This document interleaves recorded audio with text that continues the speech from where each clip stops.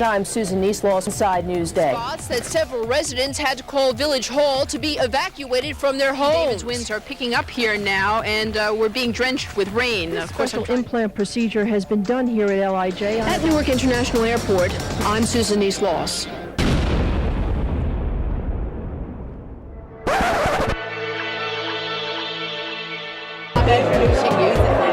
Where I wouldn't be happy to be quarantined. And it's up to you. But out of that, she has created. That's really good.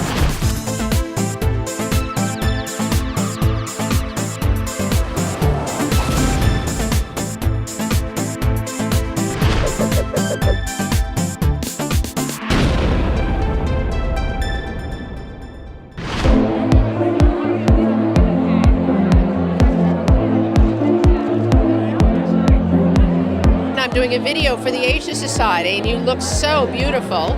Thank you. I'd like to ask you, when we think of Asian style, how would you define it? I think the Asian style is not one style, it's many styles. Thank you and good evening. Thank you all for coming. What an incredibly good-looking crowd. Describe what Shane is wearing.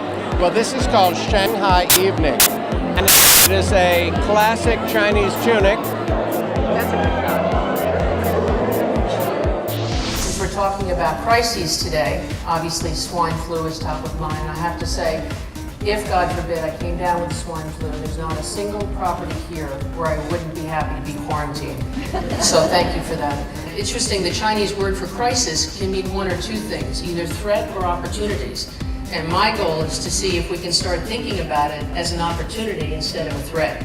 Crisis communications has changed, obviously, and rapidly over the last year or two, and it's changing every minute, actually, when you deal with the social media world.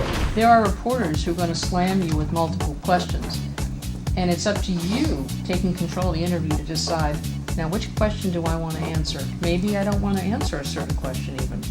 I mean, you need to think of this as a strategy. Tell me about Madagascar. What's it all about? Well, Madagascar is a story about friendship and the power of friendship, and it. I'm just getting confused. And I'm here to tell you it is not easy just to assimilate on the spot. It really, as I said, just requires doing it and doing it again until you're comfortable. This is all great stuff, and it's you know, it's kind of an absorption process, because I'm used to. Because I instantly can, after what you've just told us, I can instantly know where I'm going. I'm just rambling. Tell me about Madagascar. What's it about? Madagascar is just a story about friendship, and the friendship is these 4 New York zoo animals, born, bred, raised their whole lives in Central Park Zoo. They're taken from that cushy environment and thrown into the jungles, the wild jungles of Madagascar. Stop. That was fabulous. That was a great soundbite right there. A jury, in fact, ruled the Hotel Shangri-La discriminated against them. NBC4's Andy Crouch is live at 6.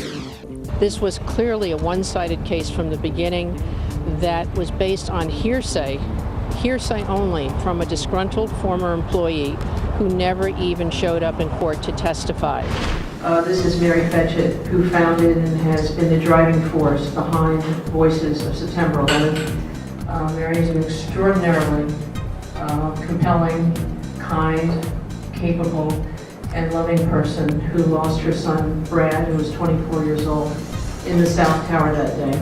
But out of that, she has created an organization and is providing services to thousands of people and has connected so many people in the last 10 years.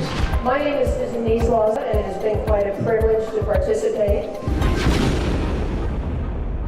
Susan was absolutely instrumental in helping us transform the Holocaust Center.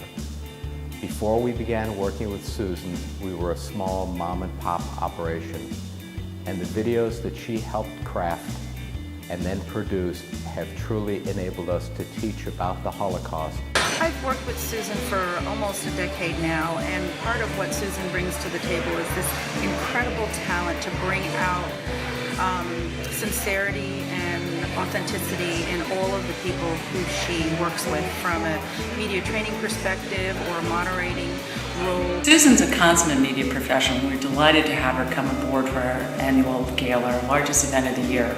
She not only managed the press for us, which resulted in international coverage, she put together a very creative video for us, which we're going to use to market for next year's gala.